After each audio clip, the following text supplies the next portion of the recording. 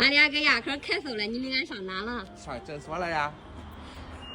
这是看妇科的呀。顺便看看妇科。人家一看你，你看你吧，这一个男的2女来看妇科。人家是小妮儿了，我都无所谓了，对不对？我是个娘们儿。妇科科长多少都有点严重。我感冒了。你说你咳嗽了。有点咳嗽，发烧吧？我不知道。不发烧，啥不知道啊？那没有量，谁知道发不发？咳嗽你看看，有点儿。咳几天了2、3天了。我也有点咳嗽。啊？发烧不发烧？不发烧。发烧。吃点药和打点针都可以。往上测，舌头往上测。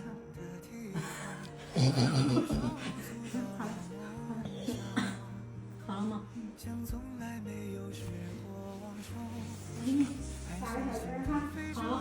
打屁股针啦？打屁股针包点药。那我都不看啦。你叫我看我也不看。一会儿我也打，你看我吧。真讨厌。你想看你也不能看。谁看你啊？啥东西？他说啥？哈哈哈哈哈哈！牙科，你打屁股针了？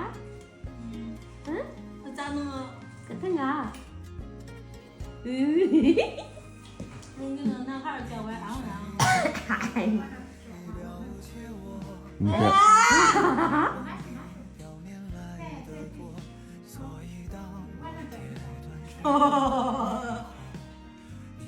不疼不疼啊！别敲。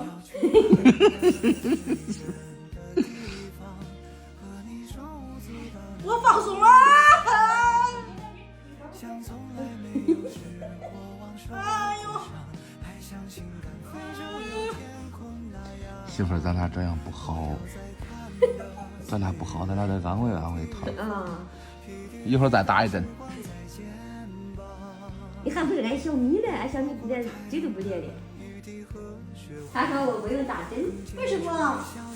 那我都打了，他也得打一针了，不得做个棒吗？我不严重，离我远点说话。那夜里都搂着我睡，还离我远点儿。夜里从你床跳我床，我这那都上你床上。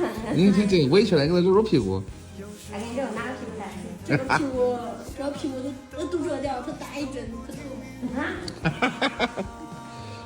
没，他说了，不叫吃辣的，不叫吃鸡蛋，不叫喝酒。你喝你2瓶还难。他好夸张，我的天哪！